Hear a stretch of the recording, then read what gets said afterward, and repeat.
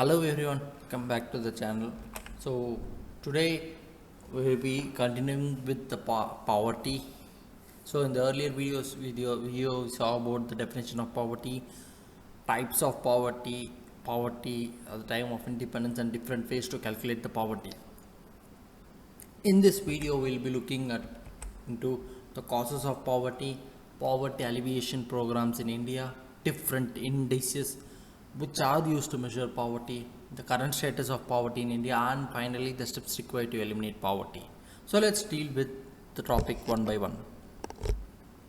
Starting from the causes of poverty in India. First one is population explosion. We all know that India is a very fast growing country with respect to in terms of population, where around 17 million people get added to country's population every year, which again increases the demand for consumption good. See, according to the United Nations estimates and projections of the global populations, in April 2023, India must have surpassed China to become the world's most populous country. But still, we do not have official estimates yet, like census or nothing. It's just projected, and it's expected that in April 2023, India will overtake China to become the most populous country in India in the world. Next one is low agricultural productivity. This is one of the major reasons for poverty because of the low productivity in the agriculture sector. See, this happens because of the subdivided land holdings. Like 1 acre is divided into two sons, which becomes a half acre, which again gets divided into partitions happen. Lack of capital, illiteracy about new technologies in farming, wastage during storage. So these are all the reasons for low agricultural productivity, and it contributes towards the poverty. A low rate of economic development. See, India faced slow development in economic development in India, particularly after up to 40 years after independence. Like we can almost calculate like it slow economic development happened until the 1991 economic reforms, which is which is also called as LPG reforms. Unemployment. See, unemployment is another main factor causing poverty in India because the opportunities to match the demand for jobs have not been met. According to CMIE's Consumer Pyramids Household Survey, the unemployment rate rose to 8.1 percentage in April 2024 from 7.4 percentage in March 2024. See, this shows that the unemployment rate is very high, and India should consider the increasing the employment rate by providing or by increasing the providing opportunities soon. Next one is lack of education. See, poverty, as we all know, is a vicious cycle, and without education, people will not be able to improve their situations. See, UNESCO says that around 170 million people could be free from extreme poverty if only they had even basic reading skills. Like it's it's a really bad scenario that even basic reading skills are not there with many people. That is something which happens due to the lack of education. Social factors. See, social factors such as laws of inheritance, caste system, traditions, they all play a role in hindering the progress of eradication of poverty in India. Next one is climatic factors. See, most of the India's poor states, okay, or India's poor belong to states of Bihar, UP, MP, Odisha, Jharkhand. See, we should also know that these states face frequent natural calamities like floods, cyclones, disasters, which eventually cause heavy damage to the agriculture, which in turn brings the poverty level to rise. So that is also a reason. Next one is colonial exploitation. See, the British colonization and rule over India for about 2 centuries actually deindustrialized India by ruining its traditional handicraft and textile industries. See, colonial policies transformed India to a mere raw material producer for European countries. So these are the reasons, few reasons are the which are the causes for poverty in India. Okay, now be that. So what did Indian government do after poverty? I mean to eliminate poverty after independence. We look into one by one. Jawahar Rozgar Yojana. See, it was meant to generate meaningful employment opportunities for the unemployed and underemployed in rural areas by creating economic infrastructure and community. Next one is Mahatma Gandhi National Rural Employment Guarantee Act scheme in 2005. See, it assures 100 days of employment every year to every rural household, and one third of the proposed jobs would be reserved for women. And it should be also noted that if an applicant is not employed within 50 days, he or she will be entitled with daily unemployment allowance. Next one is Sampurna Gramin Rozgar Yojana. So this scheme continues to be the generation of wage employment, creation of durable economic infrastructure in rural areas, and provision of food and nutrition security to the poor people. Next one is National Rural Livelihood Mission. See, it evolves out the need to diversify the needs of the rural poor and provide them with jobs which can bring them regular income every month. Like self-help groups are formed at the village level to help the needy. Next one is National Urban Livelihood Mission. It focuses on urban poor in self-help groups, creating opportunities for skill development to the market-based employment, and helps them to set up self-employment ventures, which gives them easy access to credit. Next one is Pradhan Mantri Kaushal Vikas Yojana. See, it will focus on the fresh entrance of the labor markets, particularly from the class 10 and 12 dropouts. It will focus on them and help in getting them into the labor market properly. See, these are some schemes which are in poverty alleviation programs for employment and skill building.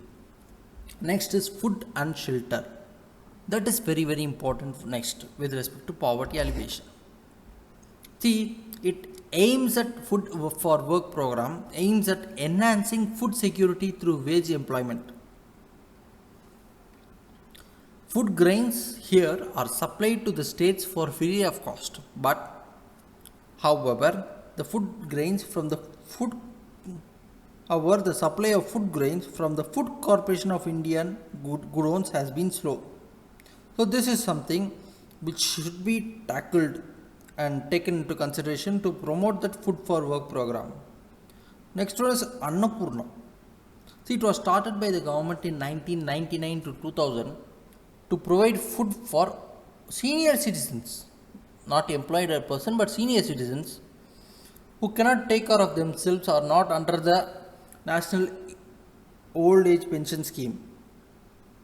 See, this scheme would provide 10 kg of free food grains for a month for the eligible senior citizens. See, they mostly target the poorest of the poor and indigent senior citizens. Next one is Pradhan Mantri Awas Yojana. See, like it's of two types. It's of two things, right? For urban and rural areas, which was launched in 2015,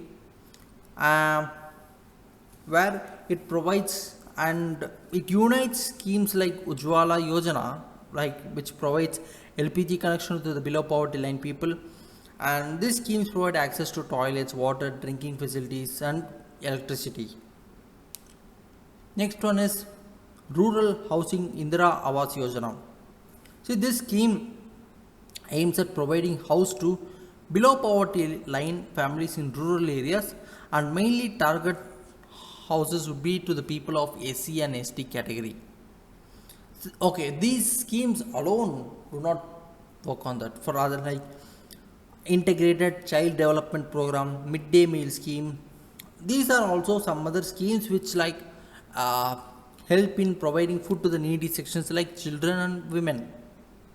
Next one is access to the credit. Okay.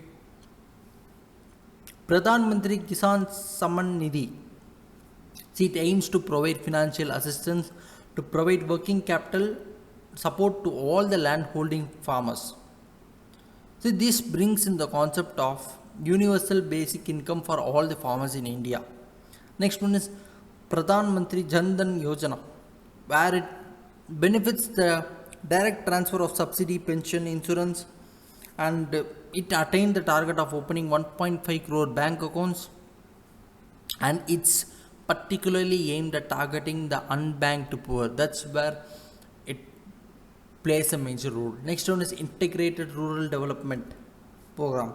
See, it was introduced during the period of 1978-79, which aimed in assisting the rural poor in form of subsidy and bank credit for the productive employment opportunities through successive plan periods. Like these schemes all play a vital role. Of course, there are different schemes, but few these schemes play a vital role for the poverty alleviation programs and help them to overcome from the poverty or come from the poverty and lead a peaceful and happy life.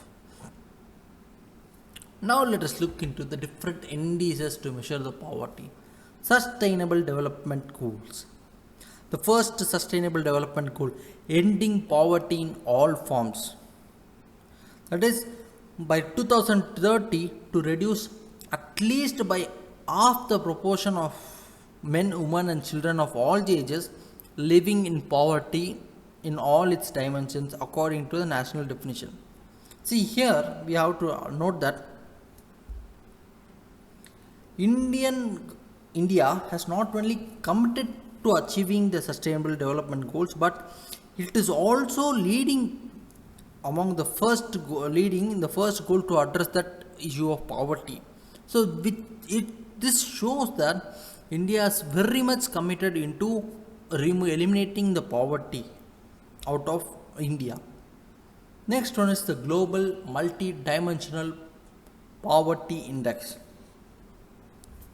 See, it uses different factors to determine poverty beyond the income based lists, and it was developed in 2010 by Oxford Poverty and Human Development Initiative and the United Nations Development Program. These two kind of joined together and developed the Global Multidimensional Poverty Index. In 2023 report, Global MPI 2023 report, India scored 0.069 compared to 0.122, which in 0.122 in 2020, which shows significant improvement in the eradication of the poverty. Like certain factors like education, health, standard of living, which includes electricity, flooring, drinking water, sanitation, these are all taken into consideration to calculate the global multidimensional poverty index. Next one is the World Poverty Clock. See, it is a systematic analytical framework to measure the progress towards the sustainable development goals by the World Data Lab. It provides real-time poverty estimates until 2030 for almost all the countries in the world. It's a global model which tracks poverty in the real time. So,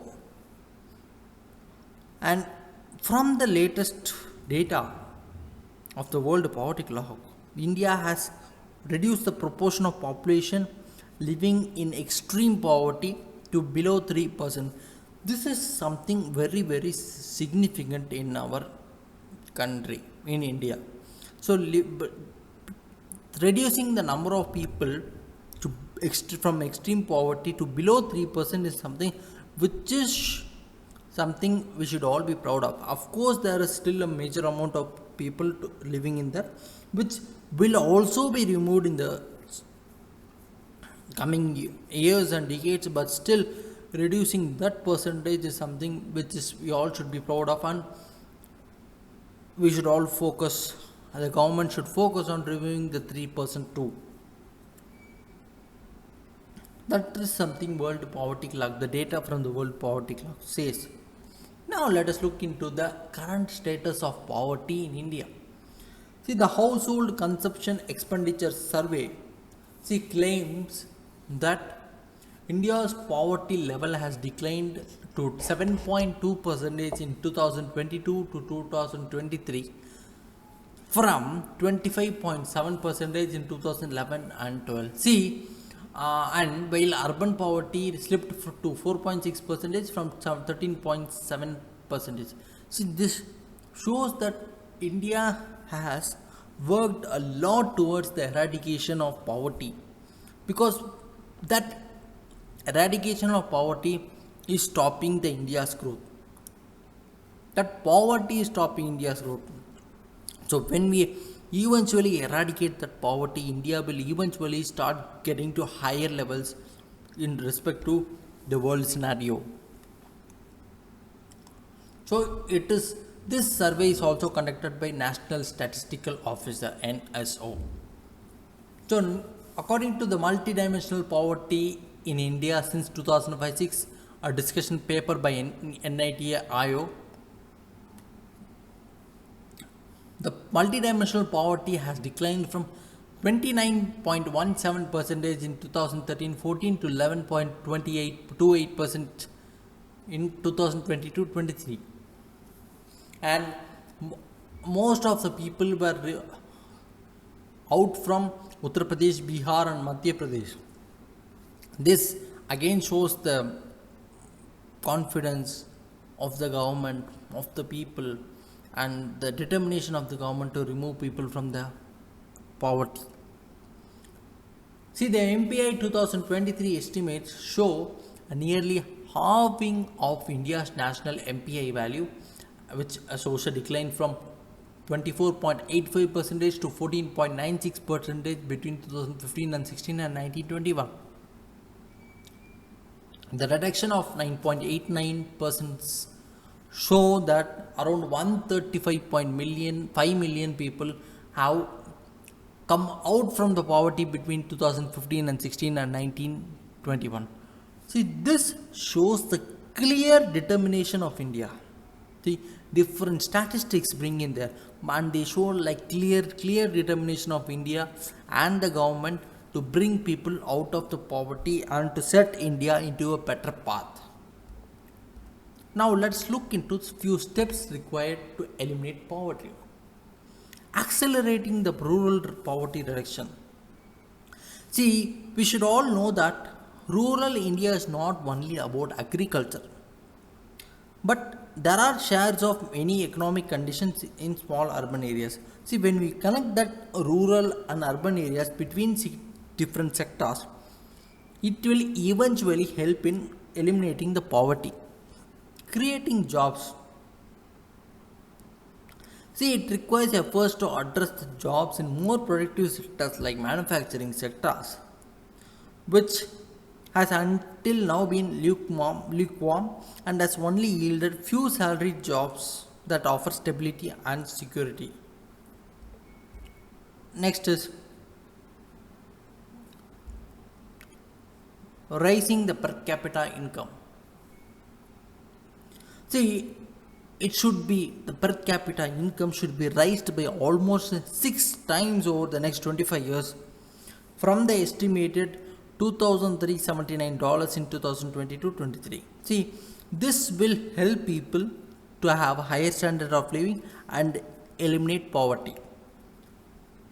Next one is adopting a multi-dimensional strategy. See, the export-led strategy like China, South Korea will not at all work for India, particularly during the changing situation in global India, global globe. The emphasis should be on agricultural and its related activities, manufacturing and exports. But and I should also know that India has emerged strongly in the services area. So when we improve the manufacturing sector and the agricultural sector, so eventually India will be put into a better place. Provision for a basic income. See, there are many issues connected with basic income which need to be resolved, like how the beneficiaries will be counted, have to be taken into account, capability of the fund. See, when basic incomes comes into play, we just cannot give them basic income. Like when it comes into play, subsidies have to be cut down other than those of food. In an uncertain world, then provision for basic income becomes very very important, but still it has not been included. Next one is focusing on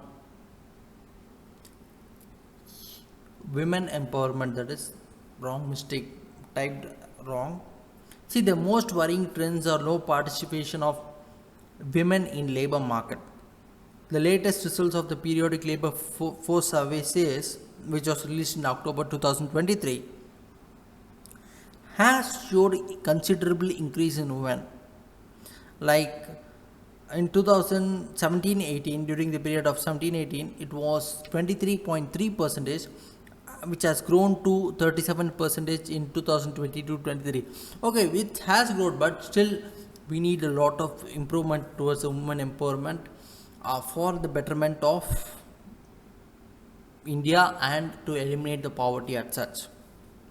So yes guys, we are done with the section of poverty. So hope you guys understood the topic concepts. The notes for the same will be shared in the Telegram channel after the unemployment topics also end. So hope you guys understood today's concept. Do watch the video and comment your doubts if you have any. We'll try to clear it. We'll resume with next topic soon. Thank you.